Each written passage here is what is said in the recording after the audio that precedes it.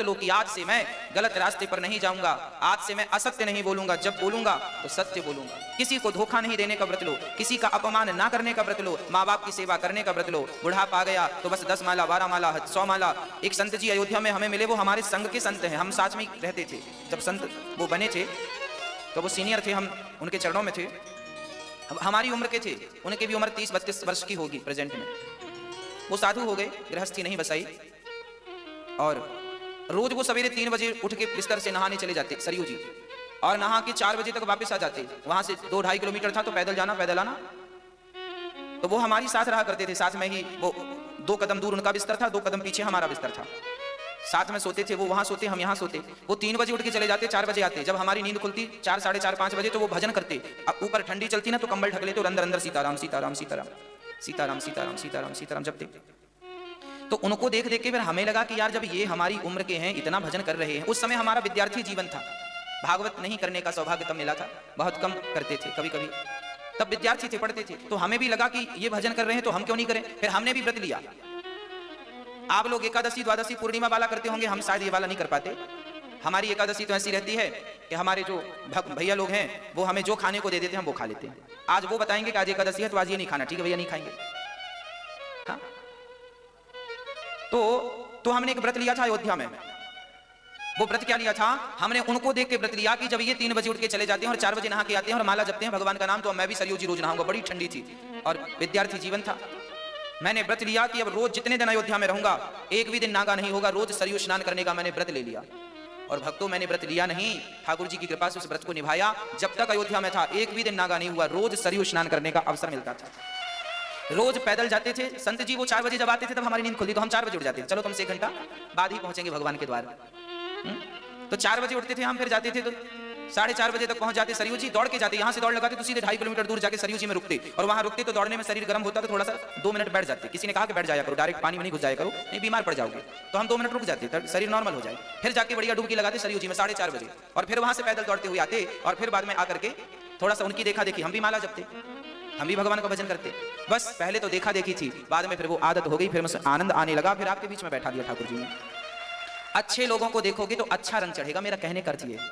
और जब अच्छे लोगों को देखो और अच्छा रंग चढ़े तो उसी रंग का व्रत धारण कर लो कि तुम्हें रोज ये व्रत से नियम से करना, रोज सरयू जी स्नान करना है, रोज बिहारी जी का दर्शन करना है, रोज तुम्हें कम से कम 1 माला जपनी है, कम से कम रोज भगवान, एक गरीब व्यक्ति को रोज भोजन दान करना है। कोई एक अच्छा संकल्प, कोई एक अच्छी बात, एक अच्छा काम रोज के लिए ठान लो। रोज 2 आंसू बहाने हैं भगवान की याद में, यही संकल्प ले लो। इससे बड़ा व्रत और क्या हो सकता है। हाँ, तो व्रत होना चाहिए। व्रत का अर्थ है प्रतिज्ञा। रोटी लड्डू खाने से व्रत नहीं टूटता, आपके भीतर की जो बुराइयां हैं उनसे व्रत टूट जाता है। जैसे शुक्रवार का व्रत हमारी माताएं रखती हैं। शुक्रवार के व्रत में माताओं को किसी ने बता दिया है कि खटाई नहीं खाते। अच्छा, माताओं को किसी ने अधूरी बात बता दी, किसी ने ये तो बता दिया खटाई नहीं खाते, पर बेचारे किसी ने ये नहीं बताया कि खटाई चीज क्या है। और हमारी माताओं ने टमाटर को, इमली को, आम को, छाछ को खटाई समझ लिया, बेचारी नहीं खाती डर के मारे, कहीं संतोषी माता नाराज ना हो जाए। अच्छा, आपको किसने बता दिया कि खटाई नहीं खाते? और जिसने बताया तो उसने ये नहीं बताया कि खटाई चीज क्या है। अरे रामचरितमानस पढ़ते तो तुलसी बाबा ने बताया कि खटाई क्या है, तुलसीदास जी ने बताया। मैं कोई भी बात अपने मुंह से नहीं करूंगा, जो बातें हमारी ऋषि मुनियों ने कही है बस वही बात आप तक पहुंचाता हूं। खटाई क्या है? नींबू खटाई नहीं है मेरी मां, टमाटर खटाई नहीं है, छाछ खटाई नहीं है। अरे ये टमाटर, छाछ, नींबू, इमली की खटाई तो केवल दूध को फाड़ती है, इससे ज्यादा क्या ताकत है इनमें बताओ? नींबू की खटाई क्या फाड़ सकता है? केवल दूध, इसके सिवा और क्या फाड़ेगा बताओ? क्या ताकत है इसमें? दूध, नींबू की खटाई सिर्फ दूध फाड़ सकती है, परंतु कपट ऐसी खटाई है जो भाई भाई के रिश्ते को फाड़ देती है, पिता पुत्र के रिश्ते को फाड़ देती है, पति पत्नी के रिश्ते को फाड़ देती है, और अनादिकाल से फाड़ती चली आ रही है। वो कपट तुमसे छूटा नहीं, नींबू छोड़ के बैठ गई। ये बात हम नहीं, गोस्वामी जी लिख रहे हैं। जलुपय सरिस बिकाय देखा हूं प्रीत की रीत भली, बिलग हो ही रस जाय कपट खटाए परत पुनि। कपट की खटाई का त्याग करना, कपट छोड़ना है जो हमारे भीतर है। हाँ या ना? भगवान राम भी कहते हैं, निर्मल मन जन सो मोहि पावा। आगे लिखते हैं गोस्वामी जी, मोहि कपट छल छिद्र ना भावा। भगवान को कपट ही अच्छा नहीं है, भगवान को कपट पसंद नहीं है, और वही लोगों से छूटता नहीं है। कपट छूट जाए तो फिर बात ही क्या। तो फिर व्रत कैसे रहें? बुराइयों का त्याग करके अच्छाइयों को धारण करने का नाम व्रत है। अच्छे संकल्प, अच्छी प्रतिज्ञा लेने का नाम व्रत है। और जैसे आज एकादशी है, माना कि आज एकादशी है, जब एकादशी आए तो क्या करना चाहिए, व्रत कैसे करना चाहिए वो मैं आपको बताऊं। गुरुवार आए और भगवान विष्णु का व्रत करना हो तो व्रत कैसे करना चाहिए। मंगलवार आए और हनुमान जी का व्रत करना हो तो कैसे करना चाहिए। सोमवार आए और शंकर जी का व्रत करना हो तो कैसे करना चाहिए। वो व्रत की पद्धति भी मैं आपको बताऊं। व्रत जैसे आज आपका व्रत है, आज एकादशी माना कि, तो आप सुबह जल्दी उठ जाओ और बड़े प्रेम से जल्दी से स्नान करके लोटा भर जल ठाकुर जी को चढ़ाओ, सूर्य भगवान को। और आज एकादशी है तो आज ठाकुर जी का बढ़िया अभिषेक करो, दूध से नहवाओ, दही से नहवाओ, खूब ठाकुर जी का ओम नमो नारायणाय नमः, ओम नमो नारायणाय नमः, नारायणाय नमः, नारायणाय नमः, लक्ष्मी नारायणाय नमः, लक्ष्मी नारायणाभ्याम नमः। खूब स्नान कराओ ठाकुर जी को दूध दही से और मेवा मिष्ठान खिलाओ पिलाओ ठाकुर जी को। और दिन भर आज मंदिर में बैठ के 4 लोगों को और बुला लो, रिश्तेदारों को, पड़ोसियों, आज एकादशी है 4 लोगों को बुलाओ और बस कीर्तन करो, श्रीमन नारायण नारायण नारायण। खूब कीर्तन करो, भगवान का नाम खूब जपो। और जाप करने में, कीर्तन करने में, पूजा करने में इतने खो जाओ, इतने डूब जाओ कि सुबह से शाम कब हो गई पता ना चले। अरे भोजन की याद ही ना आए, सुबह से शाम तक आपको भगवान के सिवा कुछ याद ना आए। इसका नाम व्रत है। रोटी छोड़नी नहीं पड़ती, भजन में इतने मस्त हो जाओ कि ये सब अपने आप छूट जाए, इसका नाम व्रत है। कई लोगों को हमने देखा दिन में सोते रहते हैं व्रत के दिन। क्यों सोते रहते हैं? जागेंगे तो रोटी की याद आएगी। बाकी दिन जितना नहीं खाते लोग, व्रत के दिन उतना खा जाते हैं। व्रत के नाम पर बड़ा खा लेते हैं लोग, महंगा महंगा खाते हैं। इसलिए पहले हर चीज का अर्थ समझना चाहिए, इसका अर्थ क्या है। भगवान का चिंतन, भगवान के भजन में इतने डूब जाओ कि कुछ याद ही ना रहे। अरे लड़की का विवाह जब होता है ना तो बाप के पांव में कांटा भी लग जाए तो उस कांटे की चुभन उसे पता तब चलती है जब बेटी विदा हो जाती है। हाँ या ना? बाप नंगे पांव काम करता है, ये सामान लाना, वो करना, यहां जाना, वो करना। बाप के पांव में दर्द कब होता है? जब बेटी घर से, जब तक विदा नहीं होती तो पांव में दर्द नहीं होता। क्यों दर्द नहीं होता? क्योंकि पिता अपने काम में, बेटी के विवाह में इतना मग्न था, इतना डूबा था कि उसे अपने पांव का दर्द भी नजर नहीं आया। वो तो जब कुर्सी में बैठा आराम से, बेटी विदा हो गई, अब काम नहीं है, तो फिर दर्द शुरू हुआ। उसी प्रकार भगवान के भजन में इतने मस्त हो जाओ, इतने मस्त हो जाओ कि आज भूख प्यास बिल्कुल ना लगे, भगवान के भजन में डूबे रहो, इसका नाम व्रत है। ना तो रोटी की याद आवे ना पानी की, बस भगवान के चिंतन में डूब जाओ, भगवान के भजन में सुबह से शाम तक। ऐसे ध्रुव जी महाराज ने व्रत लिया कि भगवान को प्राप्त किए बिना मैं लौटूंगा नहीं। आप भी ये संकल्प ले सकते हैं कि हमें भगवान का दर्शन करना है। और आप भी भगवान की प्राप्ति के लिए आपको कुछ नहीं करना, ना भगवान की प्राप्ति के लिए ना पत्नी को छोड़ना, ना परिवार को छोड़ना, केवल भगवान से प्रेम बढ़ाना है। अब प्रेम कैसे बढ़ाना है वो आप लोगों को आता है। प्रेम करना तो सीखा ही होगा बचपन में। हाँ, माँ से प्रेम किया, फिर भाई से प्रेम किया, फिर माँ, फिर पत्नी से प्रेम किया, फिर बच्चों से प्रेम किया, फिर मकान दुकान से प्रेम किया। इन सबसे प्रेम कर सकते हो तो बिहारी जी से प्रेम नहीं कर सकते। आप लोगों को प्रेम करना आता है कि नहीं? आप लोग अच्छा वाला प्रेम करते हैं। माँ बेटे से कितना बढ़िया प्रेम करती है। माँ और बेटे का प्रेम कितना बढ़िया है। एक पल के लिए बच्चा नजर ना आए तो माँ व्याकुल हो जाती है। देखो कितना बढ़िया प्रेम है। एक पल के लिए बेटा नजर ना आए तो माँ क्या होती है? व्याकुल होती है। बच्चे को चोट लग जाए तो माँ रोने लग जाती है। वाह कितना सुंदर प्रेम है। पर यही प्रेम थोड़ा सा, अरे इसका हाफ आधा भी भगवान से होता तो भी नहीं, अब पार हो जाती। पर क्या करें, पूरी जिंदगी जी ली पर इसका आधा भी प्रेम भगवान से ही तो ना हो सका। जितना बेटों से हो गया है आपको, जितना बेटी से प्रेम है आपको, जितना दुनिया से प्रेम है आपको, जितना जगत से प्रेम है आपको, उतना जगन्नाथ से हो जाए तो काम ही बन जाए। फिर तो मोक्ष में कोई बाधा ही नहीं है, भगवत प्राप्ति में कोई बाधा ही नहीं है। पर क्या करें, होता ही नहीं। ये सारे शास्त्र पुराण क्या कहते हैं? हम पूरी जिंदगी हम जब तक जिएंगे तब तक यही कहेंगे आपसे कि भगवान से प्रेम कर लो, भगवान से प्रेम कर लो, भगवान से प्रेम कर लो, भगवान से प्रेम कर लो। सारे वेद, 4 वेदों का सार क्या है? सारे वेदों का सार है भगवत प्रेम। 18 पुराणों का सार क्या है? भगवान। अरे भाई, एक बाप ने बेटी का विवाह किया, बेटी के विवाह में 50 लाख की तो गाड़ी दी और सारे बारातियों को एक एक मोटरसाइकिल दी और करोड़ों रुपया बैंक में बेटी को, दामाद को दे दिया। बड़ा पैसे वाला पिता था, खूब दिया। जाओ ले जाओ, सब 10-20 प्लॉट, 10-20 प्रॉपर्टियां दे दी, ले जाओ, बड़े बड़े अच्छी लोकेशन जाओ। एक पिता ने अपनी बेटी के विवाह में अरबों खर्च कर दिया, परंतु उस बेटी का उसके होने वाले पति से प्रेम हुआ ही नहीं। वो दोनों पति पत्नी प्रेम करते ही नहीं। तो अब मेरा प्रश्न आपसे है कि वो दोनों पति पत्नी एक दूसरे से प्रेम नहीं करते तो विवाह का इतना सारा खर्चा सार्थक हुआ कि व्यर्थ गया? हाँ कि ना? व्यर्थ गया कि सार्थक हुआ? अरे भाई, पिता ने इतना खर्चा इसलिए किया था कि बेटी हमारी खुशी से अपनी ससुराल में रहे पति के संग, पर पति तो प्रेम करता ही नहीं और ये छोरी भी प्रेम नहीं करती। तो लो, पिता का इतना सारा दान दक्षिणा सब बेकार चला गया। उसी प्रकार तुमने व्रत किए, उपवास किए, यज्ञ किए, जप किए और नाना तीर्थ किए, व्रत किए, सब किए, पर भगवान के चरणों में प्रेम नहीं हुआ तो सब बेकार है। यदि प्रेम हो गया तो सब सार्थक है। ये सारे व्रत, उपवास, नियम, धियम सब केवल भगवत प्रेम के लिए ही तो है। आप कथा सुन रहे हैं किस लिए? इसलिए कि कथा सुनने से भगवान के चरणों में प्रेम जाग जाए, और प्रेम जाग गया तो सब कुछ सुनना सफल हो गया, मेरा सुनाना भी सफल हो गया। और प्रेम नहीं जागा तो 18 पुराण भी किस काम के फिर, यदि प्रेम नहीं जागा तो? ये 18 पुराण भी केवल इसलिए हैं कि तुम्हारे भीतर भगवत प्रेम जगा सकें। ये भागवत, ये चारों वेद केवल तुम्हारे भीतर के प्रेम जगाने के लिए ही तो हैं। हम जैसे जितने भी कथा सुनाने वाले हैं केवल आपके हृदय में प्रेम जगाने के लिए ही तो हैं। यदि प्रेम जाग गया तो फिर आप तो भगवत प्राप्ति को प्राप्त हो गए, मिल गए भगवान, जिसके लिए आंखें तरस रही हैं, प्यासी हैं, भटक रही हैं। और प्रेम नहीं हुआ, रामचरितमानस में भी राम जी स्वयं कह रहे हैं। अच्छा, बिहारी जी की पूजा हम लोग कर रहे हैं, आप भी कर रहे हैं। हम लोग, आपने देखा होगा मंदिर में लोग जाते हैं, पुष्पों की माला, लड्डू, पेड़े, तमाम अच्छी बात है, ले जाना चाहिए। पर बिहारी जी से भी कभी पूछ लो कि तुम्हें पसंद क्या है? भाई आपको हमने 56 भोग खवाया, आओ आओ आप हमारी रबड़ी खाओ, रसगुल्ले खाओ, ये खाओ वो खाओ। अरे भाई, एक बार हमारा फर्ज है कि हम आपसे ये भी पूछ लें कि भैया तुम्हें क्या पसंद है। कहीं ऐसा तो नहीं कि हमने जो परोसा उसमें कोई भी आपको पसंद ना हो। इसलिए माँ जब बच्चे का जन्मदिन आता है तो माँ बच्चे के लिए वही बनाती है जो बच्चे को गाजर का हलवा पसंद है तो आज माँ ने गाजर का हलवा बनाया है। बच्चे को सूजी का हलवा पसंद है तो माँ ने सूजी का हलवा बनाया है। बच्चे को पराठे पसंद है तो माँ ने पराठा बनाया। क्यों? अरे बच्चे की पसंद यही है। जरा बिहारी जी की पसंद पूछो कि तुम्हारी पसंद क्या है? लड्डू पसंद है क्या? पेड़े पसंद है क्या? माला पसंद है क्या? भगवान कहेंगे ना, हमें ये कुछ भी पसंद नहीं। तो क्या पसंद है? लिख रहे हैं गोस्वामी जी, राम ही केवल प्रेम प्यारा, जान ले ये जो जान निहार। भगवान को केवल प्रेम पसंद है, प्रेम। और प्रेम से भगवान को एक पत्ता दे दोगे तो वो भी स्वीकार है, प्रेम से एक सड़ा सा फल दे दोगे तो वो भी। अरे विदुरानी ने प्रेम से छिलके दिए तो खाए कि नहीं? प्रेम से सुदामा ने कच्चे चावल दिए तो खाए। कच्चा चावल कौन खाता भैया? आप हमारे घर आवे और हम आपको कच्चा चावल परोसें तो आप तो रूठ जाएंगे, वाह हमें कच्चा परोस दिया, हमें ढोर समझा है क्या, हमें जानवर समझा है क्या? पर सुदामा के कच्चे चावल कन्हैया कहां भागे जा रहे थे? सुदामा जी पका के खा लेते, खिचड़ी बना लेते, दूध डाल के, शक्कर डाल के खीर बना लेते। अरे खीर भी तो खाई जा सकती थी, पर भगवान ने कच्चे ही चावल क्यों खाए?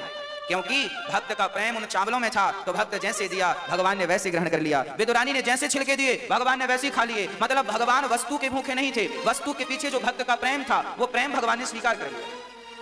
भगवान बिहारी जी लड्डू खाएंगे, पर लड्डू खाएंगे तब जब खिलाने वाले के भीतर लड्डू से ज्यादा प्रेम हो। लड्डू में जितनी मिठास है उससे ज्यादा प्रेम आपके भीतर होगा तो वो लड्डू भगवान खाएंगे। और प्रेम नहीं है तो फिर वो लड्डू तुम चढ़ा दो, अपनी संतुष्टि कर लो। और प्रेम है तो बासी रोटी भी खाएंगे, छिलका भी खाएंगे। पत्रम पुष्पम फलम तोयम यो में भक्त्या प्रयच्छति। भगवान कहते हैं कोई भक्त ये पत्ता उठाकर दे दे, कह दे कि प्रभु मेरे पास तो बस इतना है, तो भगवान इसे भी चबा लेंगे, इसे भी खा लेंगे। कोई एक पुष्प ही दे दे भगवान हमारे पास तो ओनली यही है, तो भगवान वो भी स्वीकार कर लेंगे। चल तेरे पास है, तेरी श्रद्धा तो है, तेरी भक्ति तो है, तो खा ले, स्वीकार कर लेंगे। कोई एक फल दे दो, आप झूठा ही दे दो, चलो तुम एक और खा लो, उसके बाद तुम्हें याद आए कि भगवान को नहीं खिलाया तो वही दे दो, भगवान वो भी खा लेंगे। पर वो प्रेम तो हो, वो प्रेम कहां से लाओगे वो आप लोग जानो। मनु जी महाराज के दूसरे पुत्र का नाम था प्रियव्रत। प्रियव्रत का विवाह विश्वकर्मा की पुत्री बृहस्पति से हुआ, जिनके पुत्र हुए हैं आग्नेय, इनके फिर नाभि हुए, फिर अंग हुए, फिर ऋषभदेव जी हुए। ऋषभदेव जी के 100 बेटे हुए। सबसे बड़े पुत्र का नाम था भरत। एक दिन ऋषभदेव जी महाराज अपने सारे पुत्रों को उपदेश कर रहे थे।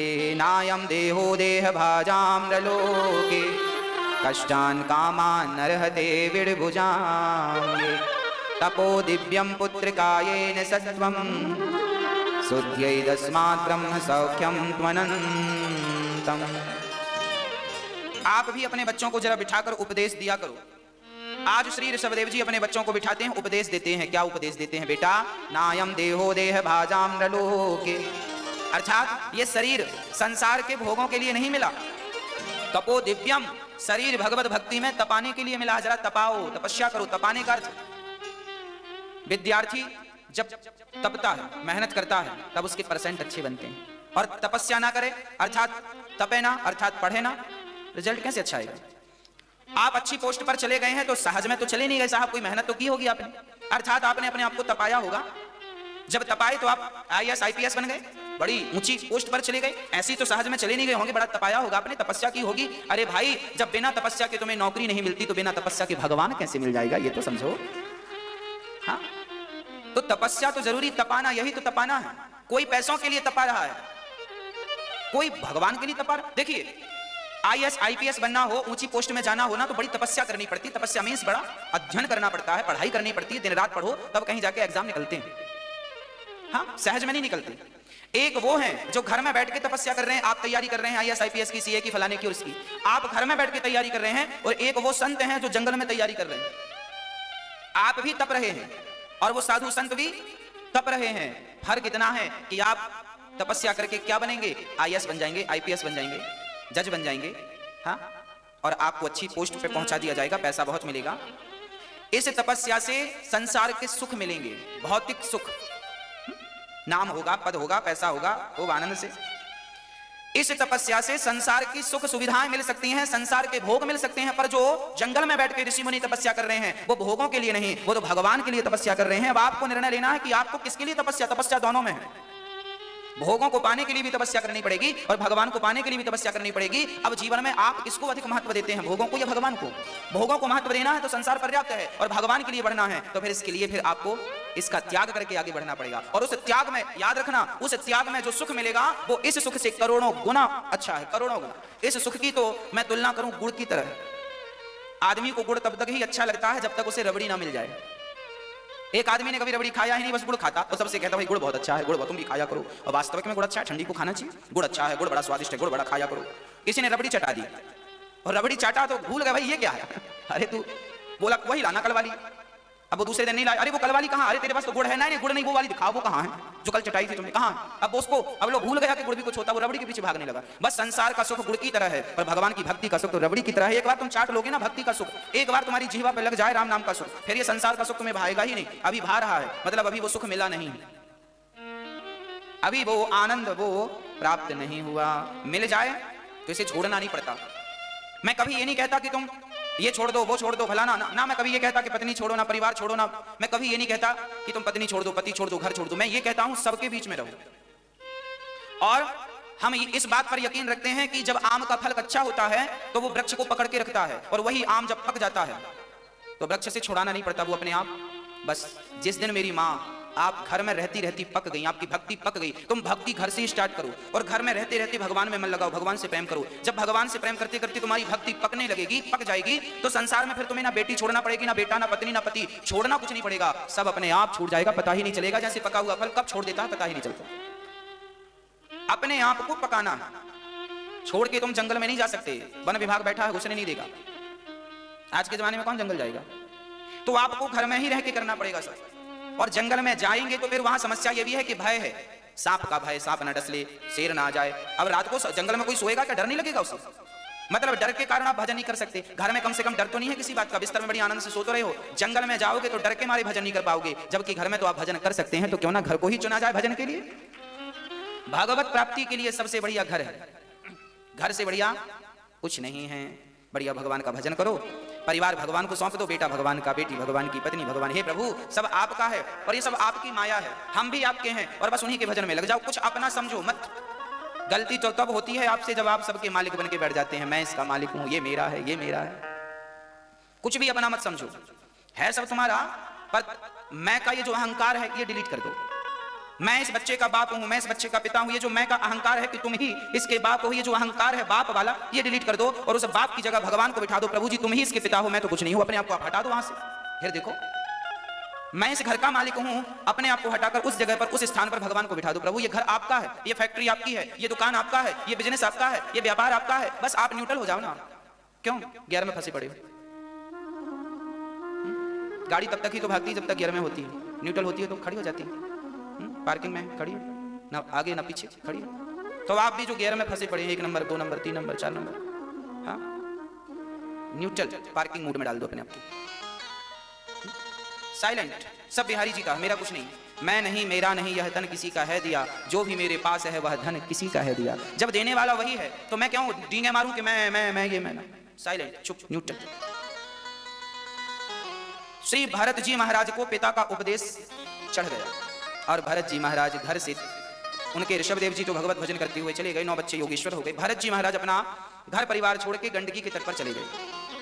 श्री भरत जी महाराज गंडकी के तट पर गए और संसार छोड़ के, पत्नी पुत्र का मोह छोड़कर जंगल गए और बस भगवान का ध्यान करने लगे। नारायण नारायण नारायण नारायण, भगवत भजन करने लगे। तभी भरत जी से गलती हो गई कि भरत जी एक दिन नदी में स्नान करने गए तो वहां एक मृगी का बच्चा बह रहा था। मृगी ने पानी में ही बच्चे को जन्म दे दिया। तो वो बच्चा पानी में बहता जा रहा था, बस मरने वाला था। तो भरत जी की नजर पड़ गई, तो भरत जी उस मृग के बच्चे को बचाकर अपनी कुटिया पर ले आए। देखिए कुटिया पर ले आए, यहाँ तक तो बढ़िया था, पर अब भरत जी से गलती ये हो गई कि भरत जी उस मृग के बच्चे से प्रेम करने लग गए। मेरा मृग, उसी के संग बैठे हैं, उसी को खिला रहे हैं। अब भजन वजन सब छूट गया। मृग को चराते हैं, मृग को घुमाते हैं, मृग के संग बैठते हैं, मृग से बातें कर। जंगल में कोई था नहीं, मृग से नेह कर लिया। अंत में जब मृत्यु का समय आया तो भरत जी उस मृग को देखते देखते देखते देखते मर गए, प्राण निकल गए। और जब प्राण निकले तो यमराज ने कहा कि आप मृग को देखते देखते आए हैं, इसलिए अब आपको मृग की योनि में जाना पड़ेगा। अंते यामति सागति।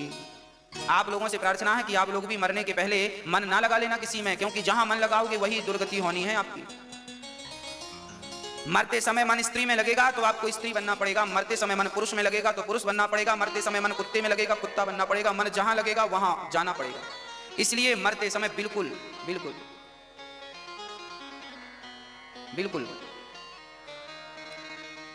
मन को हटा देना।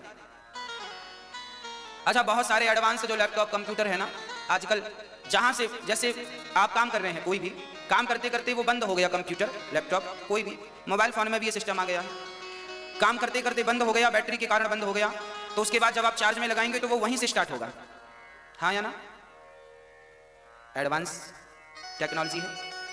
पहले ऐसा नहीं था, पहले शुरू से स्टार्ट होते थे। अब क्या हो गया है कि लैपटॉप में आप काम कर रहे हैं और वो बंद हो जाएगा तो आप चार्जर बैटरी चली गई, आप ध्यान ना दे पाए, बंद हो गया। अब क्या हुआ, अब आप चार्ज में लगाएंगे तो वो वहीं से स्टार्ट होगा। हाँ कि ना? हाँ। बस आपका मरते समय मन जहां लगा है तो दूसरा जन्म वहीं से स्टार्ट होगा जहां इस जन्म में आखिरी बार मन लगा था। कंप्यूटर वहीं से चालू हुआ जहां से बंद हुआ था। बस ईश्वर भी यही है, आपका मनी राम मन आखिरी समय जहां है, गति वही है, अंते यामति सागति। इसलिए मरते समय मन को सबसे हटा लो, लैपटॉप बंद हो उसके पहले काम धाम पूरा करके सेव कर लो फाइल और अपनी गैलरी में आ जाओ, बढ़िया बाहर आ जाओ। हाँ, ताकि वहां से आप फिर किसी भी फंक्शन में जा सकते हैं। आप भी मरने के पहले सब वापसी कर लीजिएगा, पत्नी से मन हटा लीजिएगा, पुत्रों से मन हटा, सबसे बिल्कुल अपने वापसी आ जाइएगा ताकि आपका मोक्ष हो जाए। और यदि मन बेटे में लगा रहा तो लो भैया, बेटे के ऊपर मन लगा रहा, फिर तुम किसी के बेटे बन के आओ, फिर तुम झंझट में पड़ो।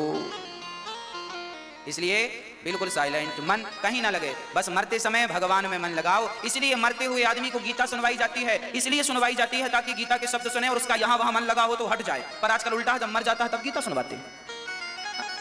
अब किसे सुनवा रहे हो भैया?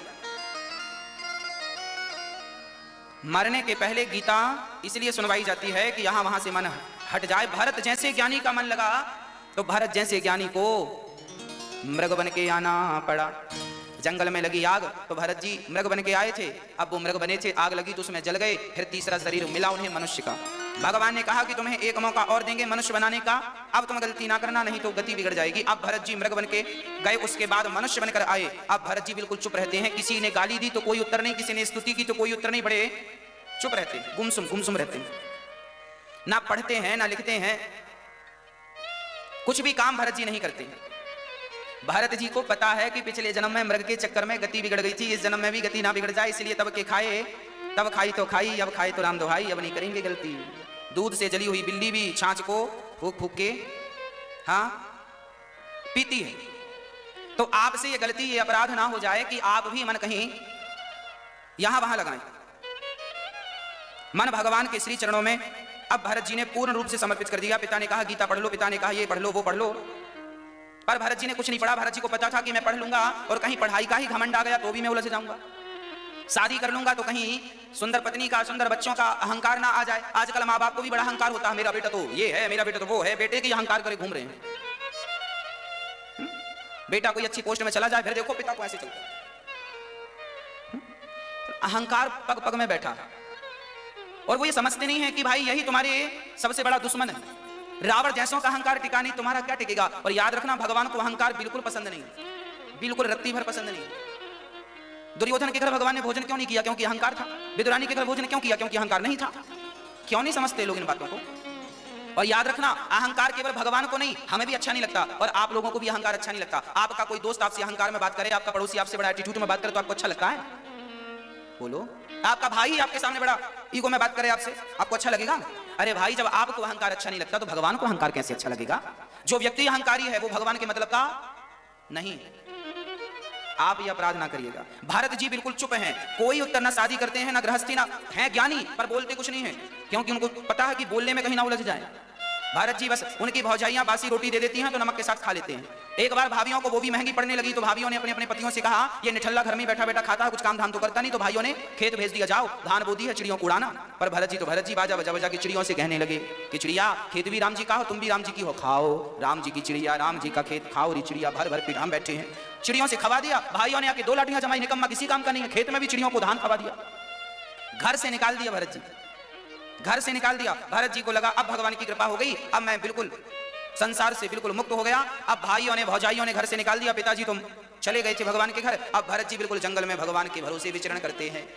वो कहीं भी बैठ जाते हैं, सांप के बाजू में बैठ जाते हैं, उनको ये विश्वास है कि भगवान ने जितनी श्वासें दी हैं वो पूरी लेनी है, ये सांप डसेगा भी तो हम मरेंगे नहीं, क्योंकि उनको सांप से ज्यादा भगवान पे भरोसा था।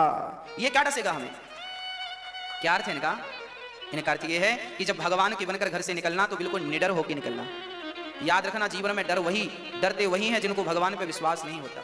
जिनको भगवान पर पूर्ण विश्वास है वो ये जानते हैं कि मारने वाला भगवान है तो बचाने वाला भी। क्या मारेगी मृत्यु? भारत जी बिल्कुल स्वच्छंद विचरण करते हैं जंगल में, कोई भय नहीं, कोई डर नहीं, कोई बाधा नहीं। एक बार जंगल के भीलों ने भरत जी को पकड़ लिया, तुम्हारी नरबली चढ़ाएंगे। भरत जी बोले ठीक है। भरत जी को खाया, फिर खिलाया पिलाया, बड़े लड्डू खिलाए, पकवान खिलाए। भरत जी बोले वाह बढ़िया खिला रहे हो, खिला रहे। भरत जी खूब खाए। अरे भरत जी तो बिल्कुल साइलेंट थे, जो मिल जाए खा लेते हैं। खाया और माला पहनाया गले में। भारत जी को कोई ने खिलाया तो खा लिया, माला पहनाया तो माला पहन लिया। अब उन्होंने कहा चलो सिर झुकाओ, तुम्हारी बलि चढ़ाएंगे। तो भारत जी ने सिर भी झुका दिया।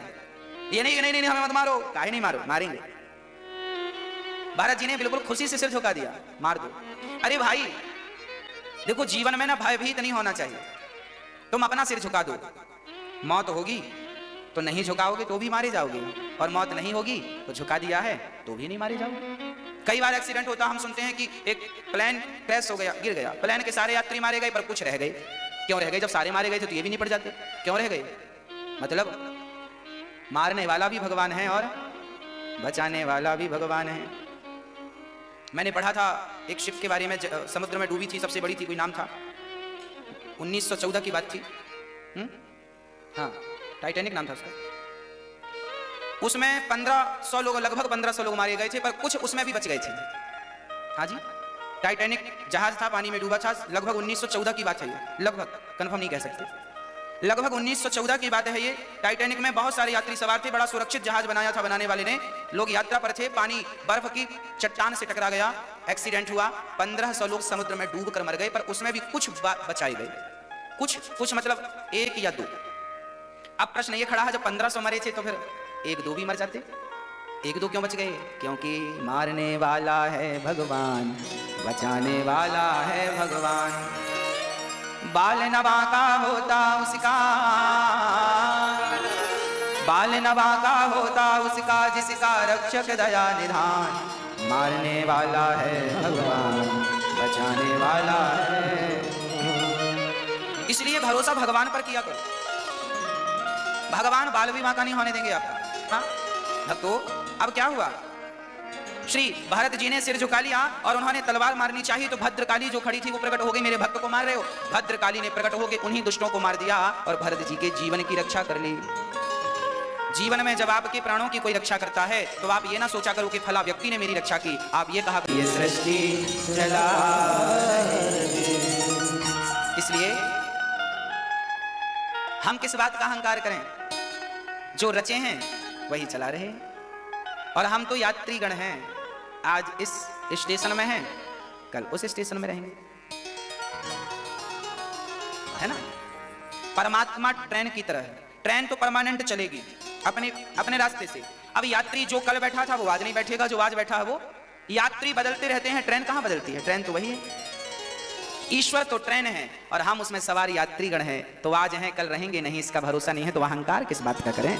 जब हमारा ही भरोसा नहीं तो अहंकार किस बात का? इसलिए श्री भरत जी महाराज, अब कोई प्रत्युत्तर नहीं।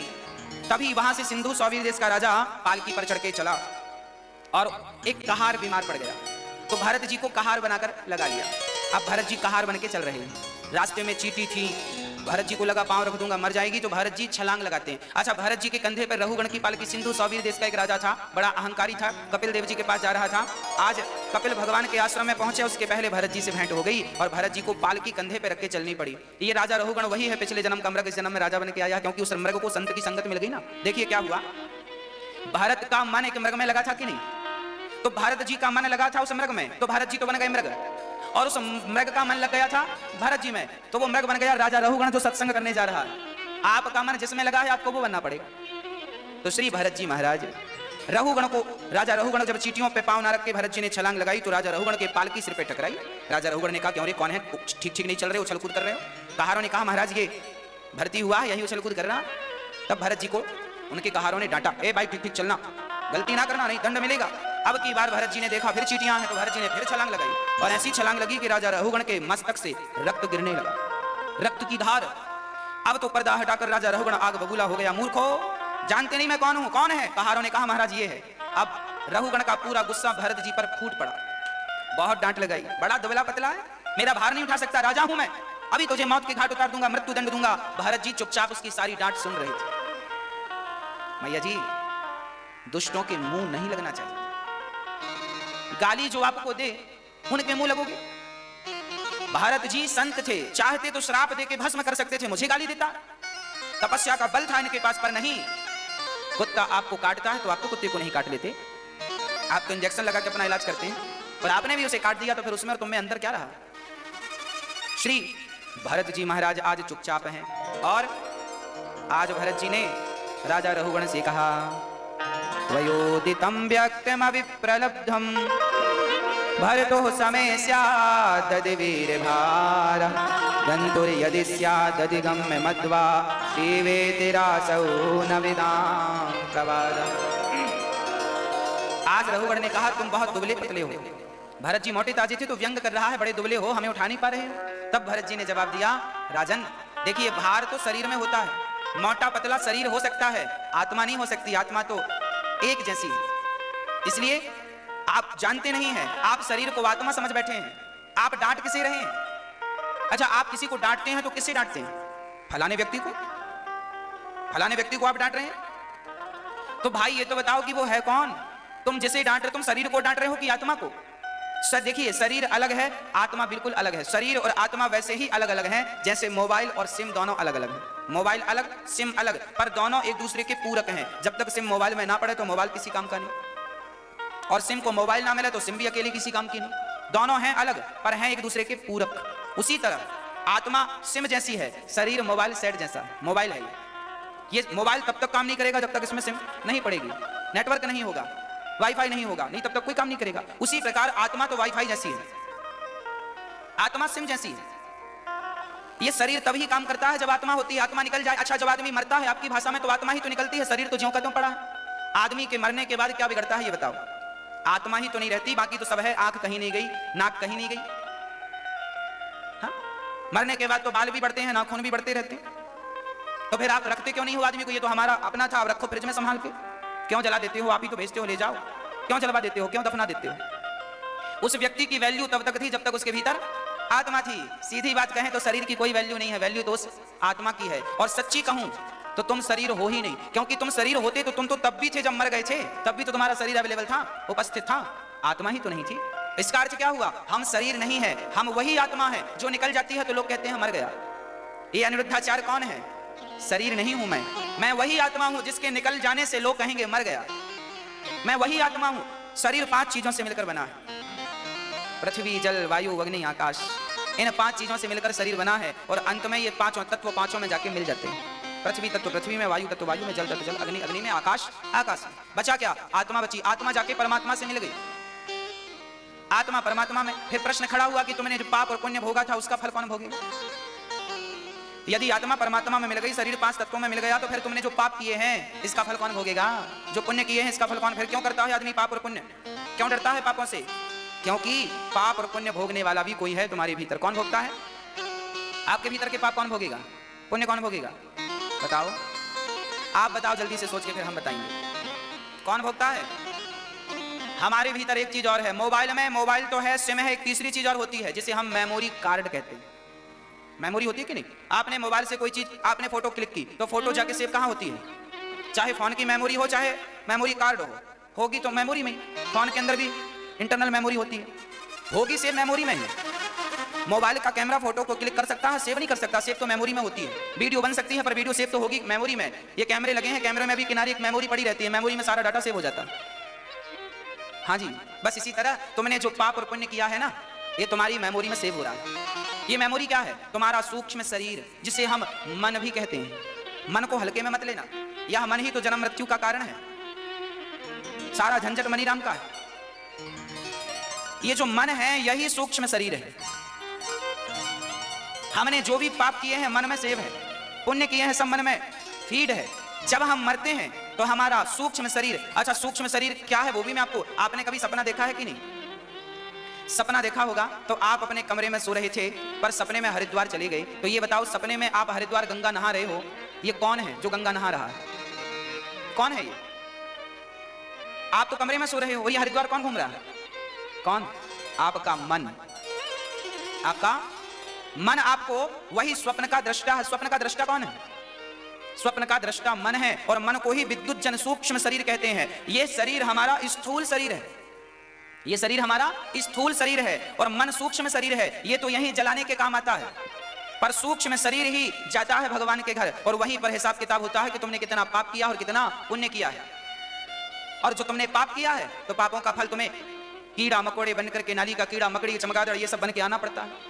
यही तो कर्मों का दंड है, नरक जाना पड़ता। और तुमने पुण्य किए हैं तो फिर तुम्हें भगवान मनुष्य का तन देते हैं। देखो तुमने गलती की तो तुम्हें पाप का दंड भोगना पड़ा। जब आदमी मर के जाता है तो भगवान हिसाब किताब करते हैं, कितना पुण्य किया, कितना पाप किया। यमराज पूरा हिसाब लगाते हैं, इन्होंने 5 किलो पाप किया है, 100 ग्राम पुण्य किया। 5 किलो पाप और 100 ग्राम, तो पहले पाप ज्यादा है ना 5 किलो निकले। अच्छा आपके कितने पाप निकलेंगे जब हिसाब होगा? बताओ, 5 किलो ही निकलेंगे कि कुछ कम भी निकलेंगे? कितनी उम्मीद है आपको? हाँ, कुछ कम ज्यादा होंगे कि 5 ही निकलेंगे? 10 तो नहीं निकलेंगे? निकलेंगे। कुछ लोग कह रहे हैं ज्यादा की उम्मीद है महाराज जी, ज्यादा उम्मीद है। हाँ? हम तो कहते हैं भगवान आपके एक रत्ती पाप ना निकले। पर हिसाब किताब होगा तो आप लोग ना अभी खूब मौज कर रहे हो, हाँ खूब कपट चल रहा है, छल चल रहा है, झूठ चल रहा है, पर ठहरो ठहरो, मिलेगा, इसका भी फल मिलेगा। कर लो मनमानी, कर लो। हाँ जी, 5 किलो पाप जब निकलते हैं तो 5 किलो पाप का फल भोगने के लिए भगवान फिर मृत्यु लोक में भेजते हैं। जाओ 5 किलो पाप तुमने किया है, अब उनका फल भोग। 5 किलो पाप खत्म कैसे होते हैं? तुम्हें मच्छर बनना पड़ता है, मक्खी बनना पड़ता है, नाली का कीड़ा बनना पड़ता है, चमगादड़ बनना पड़ता है, सूअर बनना पड़ता है, कुत्ता बनना पड़ता है, बिल्ली बनना पड़ता है, वृक्ष बनना पड़ता है, हाथी बनना पड़ता है, शेर बनना पड़ता है। सब कुछ 84 का चक्र हमारे तुम्हारे लिए ही तो है। जैसा पाप तुमने पाप किया ना 5 किलो पाप में, तुम्हें सब बनाएंगे भगवान एक एक चक्कर। जब तुम्हारे पाप खत्म हो जाएंगे और 10 किलो किया है पाप तो फिर 2 राउंड 84 का चक्कर 2 बार, फिर 2 बार मच्छर बनना पड़ेगा, 2 बार नाली का कीड़ा बनना पड़ेगा। और 15 किलो पाप किया तो 3 बार, 20 किलो किया तो 4 बार। वो फिर आप हिसाब लगा लेना आपने कितना किया, कितनी बार आपकी इच्छा है बनने की। 84 का चक्र, पुनरपि जननम पुनरपि मरणम। ये 84 का चक्र ऐसी थोड़ी है भाई 10वीं में कोई फेल हो जाए तो फिर से तो पाठ 1 पढ़ेगा, लेसन 1 पढ़ेगा, साल भर पढ़ेगा कि नहीं? और 2 बार फेल हो जाए तो 2 बार पढ़ेगा कि नहीं? लेसन 1 फिर पढ़ेगा। और 3 बार फेल हो जाए तो 3 बार पढ़ेगा। उसी प्रकार तुम्हारे जितने किलो पाप होंगे उतने चक्कर, 5 किलो में 1 चक्कर, 10 किलो में 2। अब 5 किलो पाप हैं, अब तुम्हें नाली का कीड़ा बना के फिर सब बना के अंतिम योनि है गौ माता की। आखिरी योनि क्या है? 84 लाख योनियों में आखिरी योनि है गौ माता की। गौ माता जो है वो अगले जन्म में निश्चित कंफर्म है कि वो मनुष्य की योनि में आने वाली है, मनुष्य बनने वाली है। आखिरी योनि गौ माता की, आखिरी योनि। तो 84 का चक्कर घूमने के बाद आखिरी में गौ माता तुम सबको बनना पड़ा, हमें भी बनना पड़ा होगा, आपको भी बनना पड़ा। अब बने हैं मनुष्य, अब भैया बच के चलना, 5 किलो कहीं फिर से ना हो जाए, फिर 84 का चक्कर। और वो 100 ग्राम जो पुण्य थे ना तुम्हारे, जब तुम पूरा 84 का चक्र भोग लेते हो तो भगवान के पास फिर जाते हो, भगवान हमने 5 किलो पाप भोग ली, अब क्या करें? भगवान बोले तो तुम्हारा 100 ग्राम पुण्य था, उस 100 ग्राम पुण्य के बल पर तुम्हें भगवान फिर मनुष्य का तन देकर के संसार में भेज देते हैं। जाओ एक और अवसर दे रहा हूं तुम्हें। इसलिए गोस्वामी जी लिखते हैं कि बड़े भाग्य मानुष तन पावा, अर्थात तुम 100 ग्राम पुण्य लेके आए हो। अच्छा कोई 200 ग्राम पुण्य लेके भी आया, जिनके पुण्य केवल 10 ग्राम है। जो लोग कहते हैं मैं भगवान को नहीं मानता, भगवान को नहीं मानता, ये कौन 10 ग्राम पुण्य वाले हैं? ये भगवान को नहीं मानते। जिनके 200 ग्राम पुण्य हैं, जिनके पुण्य अधिक होते हैं, वही भगवान पर विश्वास रखते हैं, वही सत्संग करते हैं, वही भगवान का भजन करते हैं। अरे जिनके थोड़े से पुण्य थे, उन्होंने भगवान के कृपा से मनुष्य का तन पा तो लिया, पर थोड़े से पुण्य होने के कारण भगवान का मनुष्य का तन तो पा लिया, पर भगवान में मन नहीं लगा, अभी भी भोगों में मन लगा हुआ। जिनका मन भोगों में लगा हुआ है, स्त्री सुख में लगा हुआ है, पुरुष सुख में लगा हुआ है, पैसों के सुख में लगा हुआ है, इसका अर्थ यही है कि इनके पुण्य केवल 10 ग्राम थे। इनके इतने पुण्य थे कि भगवान ने इन्हें मनुष्य का तन तो दे दिया, और मनुष्य का तन मिला तो पिछले जन्म में कुकर सुकर बने थे तो भोग भोग रहे थे, तो इस जन्म में भी इनका मन भोग में तुरंत लग गया, बिना सिखाए सीख गए। जिनका पुण्य अधिक होता है, याद रखना, आप जितने लोग यहाँ बैठे हैं आप जरूर अधिक पुण्यात्मा होंगे, तभी तो कार्तिक के महीने में श्रीधाम वृंदावन का वास आपको मिला और बिहारी जी के दर्शन मिले और कथा मिली, और जो कथा सुन रहे हैं वो बड़भागी हैं, आपका मन भगवान में लगा है, आप अधिक पुण्यात्मा है। जो भोगी व्यक्ति है उससे ज्यादा पुण्य उसके है जो भगवान में मन लगाए। जिसका पुण्य अधिक होगा उसका मन भगवान में ज्यादा लगेगा, जिसका पुण्य कम होगा उसका मन स्त्री में, पुरुष में, संसार में ज्यादा लगेगा। अब आप देख लो कि आपका मन कहां लगता है, जहां लगता होगा उस हिसाब से पुण्य होंगे आपके। श्री भरत जी महाराज राजा रघुगण को उपदेश करते हैं, राजन शरीर भार है, आत्मा भार नहीं है, कर्मों का फल भोगना पड़ता है। राजा रघुगण के ज्ञान से, भरत जी के ज्ञान से राजा रघुगण का अज्ञान मिटा, चरणों में गिर पड़े और राजा रघुगण भगवान भरत जी से कहने लगे कि हमें नरक जाना पड़ेगा क्या? हाँ, 28 प्रकार के नरक होते हैं, जो जैसा पाप करता है उसे वैसे नरक में डाल दिया जाता है। रौरव, महारौरव, तामिश्र, रंध्र, तामिश्र, कुंभी, पाक, कालसूत्र, असिपत्र, वन, ऐसे 28 नरक हैं। भरत जी के द्वारा रघुगण का कल्याण हुआ, भरत जी भी परम धाम को गए हैं। अब राजा परीक्षित थर थर कांपने लगे। सुखदेव जी बोले, भाई आपको क्या हुआ, आप क्यों परेशान हो रहे हैं? तो राजा परीक्षित जी कहने लगे, महाराज मुझे डर लग रहा है, क्या मैं भी नरक जाऊंगा? मैंने भी तो कोई पाप किया ही है, मैंने संत का अपमान किया, गले में मरा हुआ सर्प डाला, क्या मुझे भी नरक जाना पड़ेगा? तब सुखदेव जी ने कहा, राजन कितना भी बड़ा पापी क्यों ना हुआ, बहुत बड़े पापी हैं तो भगवान एक ऑफर नाम जपने से मिल जाएगी। भगवान का नाम विश्वास के संग जपो, फिर कल्याण हो जाएगा। भगवान का नाम विश्वास के संग जपना सीख लो। कलयुग केवल नाम आधारा, सुमरि सुमरि नर उतरहि पारा। कलयुग केवल नाम आधारा, सुमरि सुमरि नर उतरहि पारा। तुम ही मेरे मंदिर, तुम ही मेरी पूजा, तुम ही देवता हो, तुम ही देवता हो। तुम ही मेरे माथे की बिंदिया की झिलमिल। सच कहूं, भगवान ही मेरे माथे की बिंदिया है। जैसे नारी की शोभा बिंदिया के बिना नहीं है, नारी कितनी भी सुंदर हो पर सुहागन स्त्री को तो बिंदी लगाने की बड़ी बात कही जाती। जैसे नारी का मस्तक बिंदिया के बिना अधूरा है, उसी प्रकार हमारा जीवन भी भगवान की भक्ति के बिना अधूरा है। जैसे नारी की शोभा माथे की बिंदिया बढ़ाती है, ऐसे जीवात्मा की शोभा उसकी भक्ति बढ़ाता है, भक्ति बढ़ाती है। तो भगवान की भक्ति तो हमारे माथे की बिंदिया है। श्री अजामिल जैसा पापी, अजामिल बहुत बड़े पापी थे, केवल पाप करते थे, पत्नी थी तो भोग भोगते थे, बस कोई काम नहीं था इसके सिवा। पर वो पापी से पापी अजामिल भी, उनके घर एक संत आए और संतों ने उनके बच्चे का नाम कह दिया कि इसका नाम नारायण रख देना। बस अजामिल तो कभी जपा नहीं, कभी पूजा करी नहीं, केवल पाप करता है, जुआ खेलता है, शराब पीता है, सारे गंदे गंदे गलत गलत काम करता है, वैश्याओं से संपर्क बना है इसका, संबंध बना है इसका, ऐसे घिनौने और गलत काम श्री अजामिल करता है। पर वो अजामिल जब मरता है तो मरते समय उसके मुंह से धोखे से अपने बेटे का नाम निकल जाता है, जो कि का उद्धार हुआ। चित्रकेतु, वृत्तासुर का उद्धार हुआ। वृत्तासुर के पुत्र वृत्तासुर पिछले जन्म में चित्रकेतु थे इनके बेटे। मैं इनका मन लग गया था। चित्रकेतु राजा का जब बेटा मरा तो राजा रोने लगे कि हमारा बेटा मर गया, भगवान तुमने गलत किया। कई बार जब आपके अपने कोई मर जाते हैं तो आप भी रोते हैं, भगवान आपने गलत किया। उस समय लगता है कि गलत किया। कई लोग भगवान की भक्ति छोड़ देते हैं इसलिए कि भगवान आपने हमारे संग गलत कर दिया। इसको कई, अच्छा ये बताओ, आप भक्ति करते हो तो क्या इसलिए करते हो कि आपके घर में कोई मरे ना? मैं भक्ति करता हूं तो क्या इसलिए कि मैं मरूं ना? अरे भाई तुम भक्ति करो, कुछ भी करो, पर मरना तो पड़ेगा। इस सत्यता से भागो मत, इस सत्यता को स्वीकार करो। और कोई मर गया तो चलिए दुख की बात तो है, पर उस दुख में कब तक डूबे रहोगे? क्या मिलना है उस दुख में डूबने से? प्रकृति की सच्चाई को क्यों नकार रहे हो? क्यों नहीं स्वीकार कर लेते? अरे भाई आप भी मरोगे, मैं भी मरूंगा। आप अब कोई मर गया तो हम लोग रोते हैं फलाना मर गया। अरे उसकी मृत्यु पर रोते क्यों हो? तुम भी मर रहे हो, अपनी तैयारी कर लो कुछ, तुम भी तो मरोगे। चित्रकेतु का बेटा मर गया, रोने लगे मेरा बेटा मर गया। नारद जी ने समझाया मत रो, तुम ज्ञानी हो, फिर भी रो रहे हो ना। महाराज हमारा तो बेटा मर गया, भगवान की इतनी भक्ति करी फिर भी मर गया। अरे भाई भगवान की भक्ति की तो क्या बेटा नहीं मरेगा? क्या हम नहीं मरेंगे? क्या तुम नहीं मरोगे? नरसिंह मेहता का भी बेटा मर गया था। नरसिंह मेहता ऐसे भगत थे, भगवान को सामने खड़ा कर लिया था। उनका भी तो बेटा मर गया था 25 साल की उम्र में।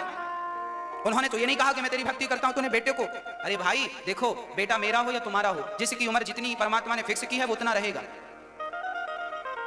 परेशान ना हुआ करो। जिसके जीवन में जितना सुख मिला है लिखा है, जिसके जीवन में जितना सुख है मिल के रहेगा, और जितना दुख है सो मिल के रहेगा। तुम ना सुख देने वाले कोई हो, ना तुम दुख देने वाले कोई हो। अपने अपने कर्मों का फल इंसान भोगता है। को ना काहू को सुख दुख कर दाता, निज कृत कर्म भोग सब भ्राता। लिखा तो है सब शास्त्रों में, कोई माने ना तो क्या करे।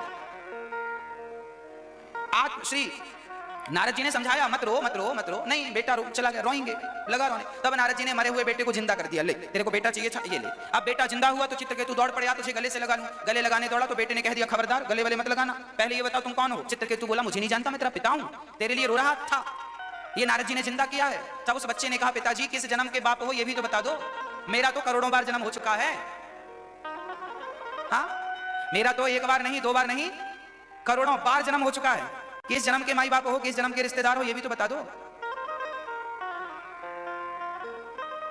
जैसे 100 का नोट, 2000 का नोट जो आज आपके पास है, आपके पहले ये किसी और के हाथ में था, उसके पहले ये किसी और के हाथ में था। जब आपके पास है तो नोट को आप अपना कहते हैं, जब आपसे निकल के किसी और के हाथ में जाएगा तो वो भी कहेगा ये नोट मेरा है। हाँ कि ना, बोलो। 2000 का नोट आपके पास है तो आप कहेंगे मेरा है, मेरे पास आएगा मैं कहूंगा मेरा है, मेरे से आगे जाएगा तो मैं कहूंगा मेरा है, उसके आगे आप बताओ वो किसका है, बताओ किसका है? हाँ? वो नोट किसका है उसी में लिखा है, भारतीय रिजर्व बैंक लिखा होता है कि नहीं, वो नोट उसका है, जब चाहे बंद कर दे, जब चाहे आपसे ले ले, आप कुछ नहीं कर पाएंगे। वो नोट सरकार का है, तुम्हारे पास है, काम चलाने के लिए चलाओ, उसके बाप मत बनो कि मैं इसका मालिक हूं। उसी प्रकार बेटा बेटी पति पत्नी सब भगवान की बैंक से आए हैं, सब भगवान के हैं, जब चाहेगा बुला लेगा। तुम्हारे पास है तो अपना कर्तव्य करो, संग रहो, खाओ पियो मौज करो, जब बुलाएगा तो चले जाना। जिसका बुलावा है भेज देना, रोना मत कि इसका बुलावा। कभी भी नोट बंद हो सकते हैं। 2000 के और 500 के हो गए, 1500 के तुमने क्या कर लिया, हमने क्या कर लिया, और 2000 के भी बंद हो जाएंगे तो तुम और हम क्या कर लोगे। तो जिसको बंद होना था बेचारे 2000 और 500 के तो बंद हो गए, पर 100 का बंद नहीं हुआ। तो जिसको जब बंद होना होगा हो जाएगा, नहीं होना होगा नहीं होगा। जिसकी जब मृत्यु आएगी सो आएगी, अभी तुम्हारी नहीं आई तो मौज करो। बस किसी के जीने मरने से तुम्हारा कोई लेना देना नहीं, फिर भी जबरदस्ती रो रहे हो, परेशान हो रहे हो। आप लोग इतना सुनते हैं कथाएं, पर घर जाते जाते सब बह जाती है। कोई किसी पड़ोसी के भी मरने में लोग रोने लगते हैं। हमारे यहाँ तो एक मैया थी, उसके आंसू नहीं आते थे तो बेचारी झंडू बाम लेके जाती थी। नहीं रोएंगे तो लोग क्या कहेंगे, बताओ, रो नहीं रही है तो लगाती रहती थोड़ी थोड़ी देर में। तो कई बार ना फॉर्मेलिटी भी करनी पड़ती है। हमें तो लगता है आप लोग फॉर्मेलिटी करते रहते हैं, क्यों? माताएं बड़ा खतरनाक रोती हैं, पर हमें डर लग जाता है कई बार, पता नहीं कहां सीख लेती हैं ऐसा। पहले कभी नहीं देखा इनको रोते हुए, जब कोई मरता है तभी इनका एक्शन चालू होता है, उल्टा सीधा रोती है। अरे सीधा सीधा रो लो चुपचाप, कहीं क्या क्या कह के आदमी को हंसी आ जाए, ऐसा ऐसा माताएं रोती हैं। कई बार लगता ही नहीं कि मरे में आए, लगता कॉमेडी देखने आए कॉमेडी शो चल रहा है। तो ऐसे रोया करो कि रोने टाइप का लगे, और ज्यादा भी मत रोया करो, 2-4 बहा लिए बस, बाकी भगवान के लिए बचा के रखो। भगवान के लिए एक नहीं हो, जमाने के लिए लाख आंसू बहा दिए, बताओ। भगवान के लिए आंसू नहीं बहते। बिहारी जी का दर्शन करके आ जाते हैं, आंसू नहीं बहते। प्रेम के 2 आंसू वहां नहीं बहाए, और कोई मर बस जाए तो बस बाल्टियों से आंसू। अरे जमाने के लिए आंसू बहाए हो, आंसुओं की वैल्यू क्या है, कुछ नहीं वैल्यू है। भगवान के चरणों में 2 आंसू बहे होते तो वो बड़े महत्वपूर्ण थे, बड़ा महत्व रखते हैं वो आंसू जो भगवान के लिए बहते हैं। और वो आंसुओं की कोई कीमत नहीं है जो संसार के लिए बहते हैं। इसलिए अब निर्णय आपका है, मैंने तो भाई आपको दर्पण दिखा दिया। आप संसार के लिए भी रो सकते हैं, भगवान के लिए भी रो सकते हैं, कहां रोना है मर्जी आपकी है। किसी के मरने में मत रोया करो, ज्यादा चुप रहा करो, भगवान को याद किया करो। याद किया करो कि तुम्हें भी ऐसे एक दिन मरना है, तुम भी ऐसे शिथिल हो जाओगे, लोग तुम्हारे मरने पर भी आएंगे। जब तुम किसी की अर्थी देखा करो तो अपने आप को इमेजिन किया करो कि एक दिन तुम भी ऐसे लेटोगे और लोग तुम्हें 4 लोग ले जा रहे होंगे। तुम्हारा ही भविष्य है जो आज तुम देख रहे हो, ये तुम्हारा ही भविष्य है। ये घटना तुम्हारे संग भी घटेगी, मेरे संग भी घटेगी, बचेगा कोई नहीं। क्यों रोती हो? जब मैं किसी को चिता में जलता हुआ देखता हूं तो मुझे अपनी याद आ जाती है, देखो राम जी अपने को भी चलना है, इसलिए ज्यादा चक्कर में ना पड़ो, ऐसे ही चलना है, ऐसे अपनी भी चमड़ी जल के गिर जाएगी। हाँ जी, मैं तो जब भी चिताओं को देखता हूं तो अपनी याद कर लेता हूं। आप लोग करते हो कि नहीं? मैं तो अपने आप को इमेजिन कर लेता हूं कि मैं भी ऐसे जलूंगा। आप लोग तो बहुत डरते हैं, नहीं मरे ना। अरे कब तक नहीं मरोगे? सत्य यही है कि मरोगे, तो क्यों भागना उस चीज से जो सत्य है? जो सत्य है उससे भागोगे कब तक? भागने से होगा क्या? तुम्हारे बाप दादे भी तो भाग रहे थे, क्या बचे? और तुम भी भाग रहे हो तो क्या बचोगे? इसलिए स्वीकार करो, स्वीकार करो। आप भी जब मरें तो घर वालों से बिल्कुल स्पष्ट कह दें कि हमारे मरने में ज्यादा रोना होना नहीं, क्योंकि तुम्हारा तो क्या है, तुम रो धो के 13 दिन बाद रसगुल्ले ढूंढते फिरोगे, भाई रसगुल्ले लाना, तेरे ही खाने जाओगे। दुनिया के लोग तो 13 दिन बाद रसगुल्ले खाते हैं, उनका कुछ नहीं बिगड़ना, पर तुम संसार को देखते देखते मरोगे, तुम्हारी दुर्गति हो जाएगी। इसलिए मरते समय भगवान का चिंतन करते करते मरिएगा। मरते समय इतना तो करना स्वामी, जब प्राण तन से निकले गोविंद नाम लेकर मेरे प्राण तन से निकले। दुनिया वालों का कुछ नहीं बिगड़ना, बिगड़ना है सिर्फ तुम्हारा। दुर्गति होगी तो दुनिया वालों की नहीं होगी, तुम्हारी होगी। सदगति होगी तो दुनिया वालों की नहीं, तुम्हारी होगी। इसलिए तुम अपना देखो, जमाने के चक्कर में ना पड़ो। ये ज्ञान जब बच्चे ने दिया कि पिताजी मैं तो कई जन्म से आया गया, तुम किस जन्म का मानते हो? पिता को वैराग्य हो गया, अभी बेटा बेटा करके रो रहे थे, बेटे ने ज्ञान दिया तो घर से मन हट गया। वही चित्रकेतु जाकर के वृत्तासुर बनते हैं पाप के कारण, और वही वृत्तासुर इस जन्म में इंद्र के हाथों मारे गए, उनका उद्धार हो गया, मुक्ति हो गई। भक्तों, एक बार भगवान को प्रहलाद के लिए नरसिंह बन करके आना पड़ा। यदा देवेषु वेदेषु गौसु विप्रेषु साधुषु धर्मे मयि च विद्वेषः सवा आयो विनाश्यति। प्रहलाद जी भगवान के बड़े अच्छे भक्त थे। बहुत छोटी सी अवस्था थी, 5 वर्ष की एज थी। प्रहलाद जी 5 वर्ष की उम्र से ही भगवान में लग गए, और हम लोग इतने बुढ़े हो गए, अभी भी मन नहीं जा रहा। प्रहलाद जी बस एक ही नाम जपते हैं, बस श्रीमन नारायण नारायण नारायण नारायण नारायण। प्रहलाद जी नारायण नारायण जपते हैं। एक दिन हिरण्यकश्यप ने कहा, बेटा ये नाम किसका जप रहे हो? प्रहलाद जी ने कहा, पिताजी ये भगवान का नाम है, आप भी जपा करो। हिरण्यकश्यप बोला, मैं खुद भगवान हूं, तो मेरा नाम जपो, ये किसका नाम जप रहे हो? प्रहलाद जी ने कहा, जपोगी तो कल्याण होगा। हिरण्यकश्यप ने कहा, तुम्हारी बुद्धि मारी गई है, तुम बेटे के लिए तो बाप ही भगवान होता है, तुम मेरा भजन करो। आप लोग कहते हैं ना, हमारे ससुर जी नास्तिक हैं, हमारे पति नास्तिक हैं, हमारा घर नास्तिक है, अब हम नास्तिकों के बीच में भक्ति कैसे करें? कई बार आपके इर्द गिर्द नास्तिक लोग मिल जाते हैं, कई बार आपको ऐसे लोग मिल जाते हैं जो ये कहते हैं कि भगवान तो है ही नहीं, कई बार आपके सामने भगवान को गाली देने वाले लोग भी मिल जाते हैं। बस आपके लिए ही ये घटना भागवत में लिखी गई है, ये कथा लिखी गई। प्रहलाद का परिवार भी प्रतिकूल था, भक्ति से विमुख थे सारे लोग। हिरण्यकश्यप विमुख था, उनके मंत्री संतरी सब विमुख थे, उनके गुरु महाराज भी विमुख थे। कौन? शुक्राचार्य जी, संडामर्क जी, सब विमुख थे, पूरा परिकर विमुख था। भगवान एक प्रहलाद जी थे जो भगवान का भजन करते थे। अब बताओ कि जो सारे लोग भगवान को गाली दे रहे हो सुबह से शाम तक, उनके बीच में प्रहलाद ने भगवान का भजन कैसे किया? विषम परिस्थिति में भी कैसे भगवान को भजा जा सकता है, ये कोई प्रहलाद जी से सीखे। विषम परिस्थिति में छोटा सा बालक 5 साल की अवस्था है, और प्रहलाद जी बस नारायण नारायण नारायण जपते हैं, कोई और नहीं, केवल नारायण नारायण नाम जपते हैं। भक्तों, प्रहलाद जी के पिता ने बहुत गुस्से में कहा कि आखिरी बार समझा रहा हूं, अब भगवान का नाम तूने लिया तो तुझे मार डालूंगा। प्रहलाद जी ने कहा, मार डालूंगा क्या? मार दो। देखो, कई लोग आपको कोई गले में तलवार रख के कहे कि भगवान का नाम मत लेना, मार दूंगा, तो कई लोग डर के मारे छोड़ देंगे, ठीक है ठीक है ठीक है, तुम क्या कह रहे हो? पर प्रहलाद जी के तो गले में तलवार लटक रही थी, उस विषम परिस्थिति में भी भगवान का भजन उन्होंने। इसका अर्थ यही है कि प्रहलाद को भगवान कब मिले? भगवान तब मिले, उसके पहले प्रहलाद को पीने को जहर मिला। हिरण्यकश्यप ने प्रहलाद को क्या पिलाया? जहर पिला के मारना चाहा, मर जा जहर पी के, पर प्रहलाद ने जहर तो पी लिया, पर भगवान बचाने वाले हैं तो जहर क्या मारेगा? प्रहलाद ने जहर पी लिया, बाल विवाह का नहीं हुआ। तब हिरण्यकश्यप ने अपनी बहन को बुलाया, होलिका आजा बहन, तुझे अग्नि ने वरदान। ध्रुव महाराज की अद्भुत भक्ति आपको सुनाएंगे हम। ओम भगवते वासुदेवाय नमः। सुखदेव जी ने कहा, बहुत समय पहले राजा उत्थानपाद नाम के एक राजा थे, उनकी 2 रानियां थी, सुनीति और सुरुचि। सुनीति का पुत्र ध्रुव था, जबकि सुरुचि का पुत्र उत्तम था। एक दिन 5 वर्ष के ध्रुव ने देखा कि उनका छोटा भाई राजा की गोद में बैठा है, वे भी अपने पिता की गोद में बैठना चाहते थे। तभी रानी सुरुचि ने उन्हें कठोर वचन कहा, यदि राजा की गोद में बैठना है तो पहले मेरे गर्भ से जन्म लेना होगा। ये शब्द ध्रुव के हृदय में बाण की तरह लगे।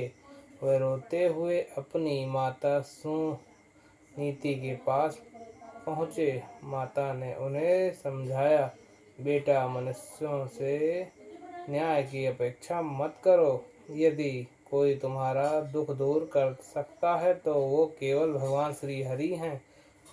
उन्हीं की शरण में जाओ। माता की बात सुनकर 5 वर्ष का बालक अकेला ही वन की ओर चल पड़ा। रास्ते में उसे देव ऋषि नारद मिले। नारद जी ने पहले उसकी परीक्षा ली और कहा, बेटा, तुम अभी बहुत छोटे हो, घर लौट जाओ। लेकिन ध्रुव ने दृढ़ स्वर में कहा, मैं भगवान के दर्शन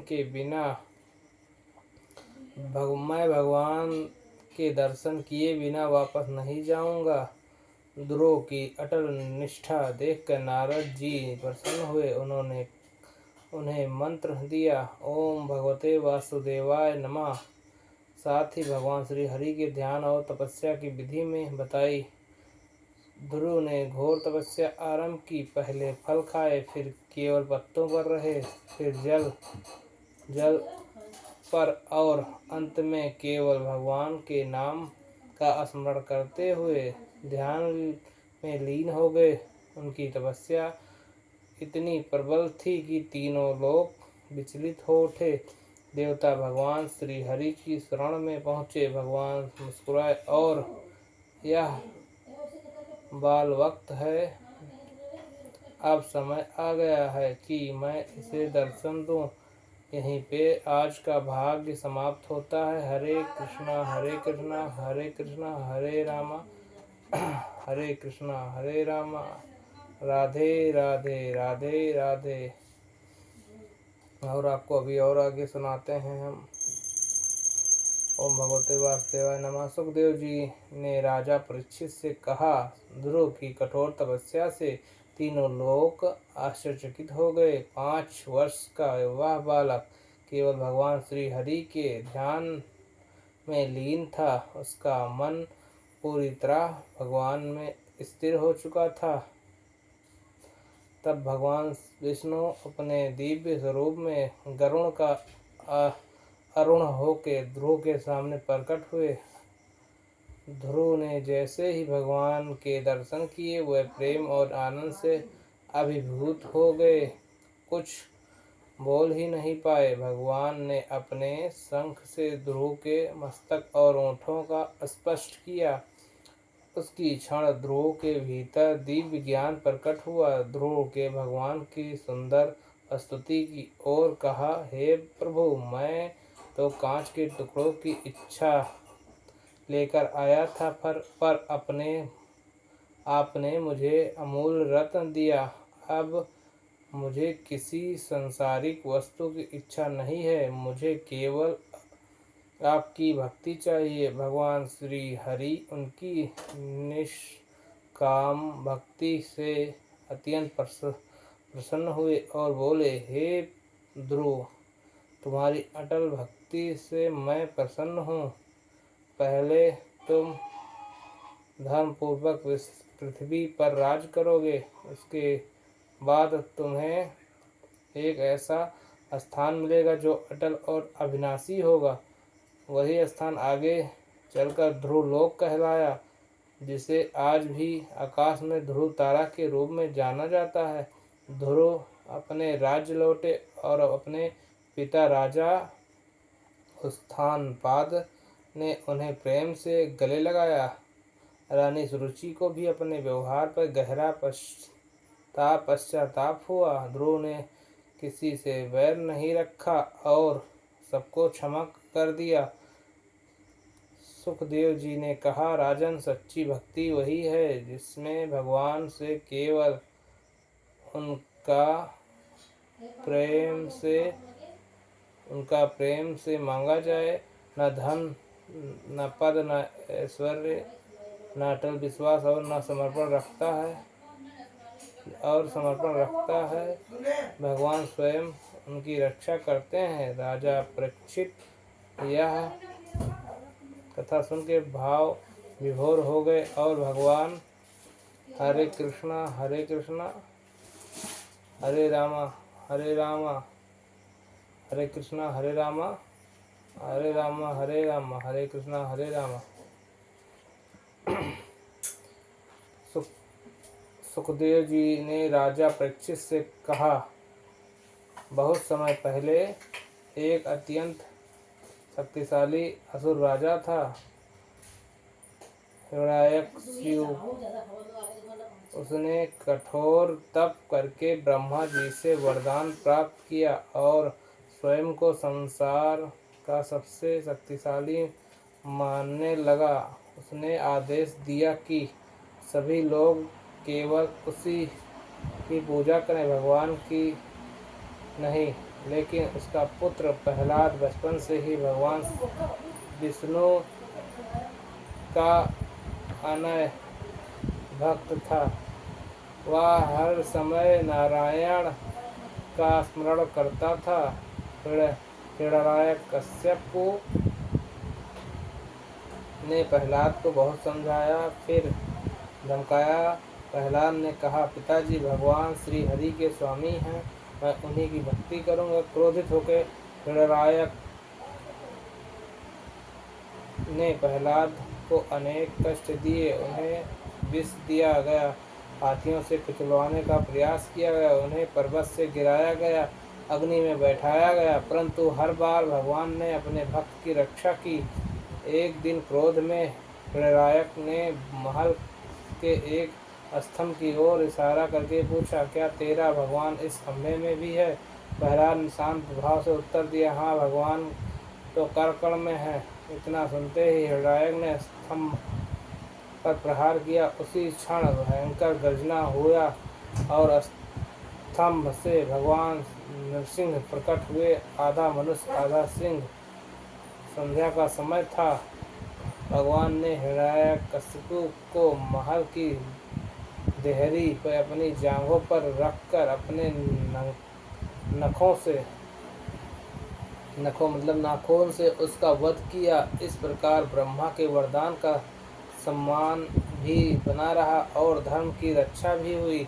इसके बाद भगवान नरसिंह का क्रोध शांत नहीं हो रहा था। तब छोटे से प्रहलाद ने उनके चरणों में जाकर प्रार्थना की।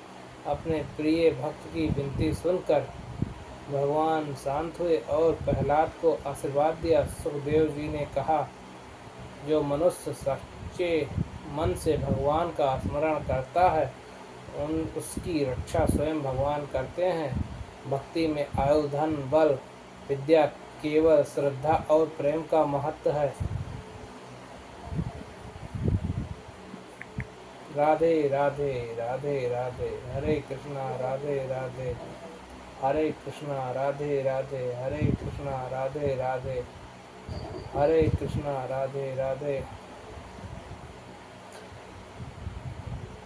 7 दिनों तक राजा परीक्षित ने एकाग्र मन से सुखदेव जी के मुख से श्रीमद् भागवत की अमृतमयी कथा सुनी।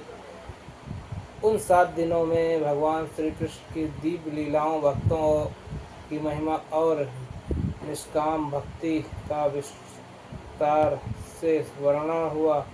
राजन, यह शरीर नश्वर है पर आत्मा अमर है। जो मनुष्य अंतिम समय में भगवान श्री हरि का स्मरण करता है, जन्म मरण के बंधक मुक्त होकर धाम को प्राप्त होता है। राजा परीक्षित का मन पूरी तरह भगवान श्री कृष्ण में लीन हो गया। अब मृत्यु का कोई भय नहीं था। 7वें दिन तक्षक नाग आया और उसने राजा परीक्षित को डस लिया। उसी क्षण राजा ने शांत चित्त से भगवान का स्मरण किए। उनका शरीर नश्वर था पर उनकी आत्मा भगवान के दिव्य धाम की ओर अग्रसर हुई। इस प्रकार वे मोक्ष को प्राप्त हुए। ऋषि मुनियों ने कहा, धन्य है राजा परीक्षित, जिन्होंने मृत्यु को भी भगवान की प्राप्ति का साधन बना लिया। सुखदेव जी ने अंत में श्रीमद् भागवत का सार, भगवान के नाम का सदा स्मरण करो, संतों का संग करो, जीवों पे दया करो, सत्य, प्रेम और धर्म का पालन करो, हर कार्य भगवान को समर्पित भाव से करो। जो श्रद्धा और प्रेम श्रीमद् भागवत कथा का श्रवण या पाठ करता है, उसके हृदय में भक्ति जागती है और पाप क्षीण होते हैं और जीवन ईश्वर की ओर उन्मुख होता है। समापन प्रार्थना। सर्वे भवन्तु सुखिनः सर्वे सन्तु निरामया सर्वे भवन्तु प्राप्तु मा कश्चित् सुख भगवते। हरे कृष्णा हरे कृष्णा हरे हरे राम राम हरे। जय श्री राम।